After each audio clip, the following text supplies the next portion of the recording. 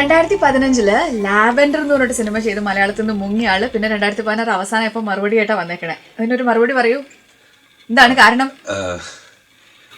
ഒരുപാട് കഥകൾ കേട്ടുകൊണ്ടിരുന്നു ആൻഡ് എനിക്ക് ഇഷ്ടപ്പെട്ട ഒരു സബ്ജക്റ്റിൽ എന്നെ കൊണ്ട് ചെയ്യാൻ പറ്റുന്നത്. തീർച്ചയായിട്ടും. സോ തീർച്ചയായിട്ടും ഈ വിനു എൻ്റെ അടുത്ത് കഥ പറയാൻ ഒരുപാട് താമസിച്ചു എന്ന് പറയാം. എന്റെ കുഴപ്പമില്ല, വിനുവിന്റെ കുഴപ്പമല്ലേ? വിനുവിന്റെ കുഴപ്പം. മറുപടി അതൊരു ഫാമിലി മൂവി അല്ലേ? നല്ല സ്നേഹമുള്ള അച്ഛൻ, സ്നേഹമുള്ള അമ്മ, നിങ്ങൾക്ക് നല്ലൊരു കുഞ്ഞ്.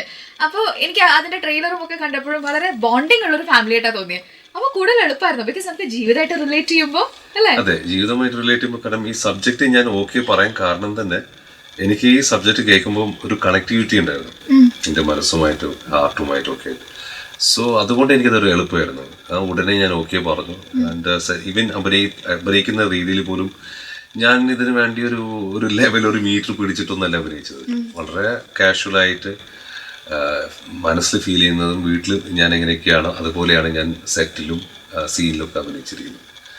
അപ്പോൾ അതിൻ്റെ ഒരു ഇൻറ്റിമസി പൊതുവെ മലയാളം സിനിമയിലൊക്കെ ഫാമിലി സ്റ്റോറീസ് ഒരുപാടുണ്ട്, എല്ലാവരും ഫാമിലി സ്റ്റോറീസ് എടുക്കുന്നുണ്ട്.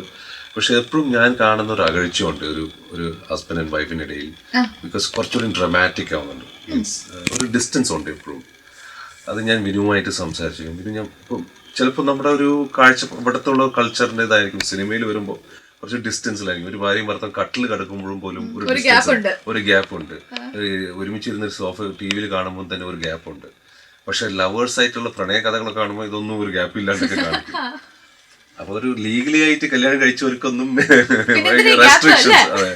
റെസ്ട്രിക്ഷൻസ് ഒരുപാടായിട്ട് ഞാൻ ഫീൽ ചെയ്യുന്നുണ്ട്. വിനുമായിട്ട് ഇങ്ങനെ സംസാരിച്ച് സാധാരണ രീതിയിൽ അതുപോലെ നമുക്ക് കുറച്ചുകൂടിയും ഒരു ഇന്റിമസി, അതൊരു ഫാമിലി ആയിട്ട് നോർമൽ ഫാമിലി. സോ ആ ഇന്റിമസിയുടെ ഫീലിംഗ് അങ്ങനെ ഉണ്ടായാൽ മാത്രമേ അതിന്റെ ക്ലൈമാക്സ് വർക്ക്ഔട്ട് ആകാൻ പറ്റുള്ളൂ.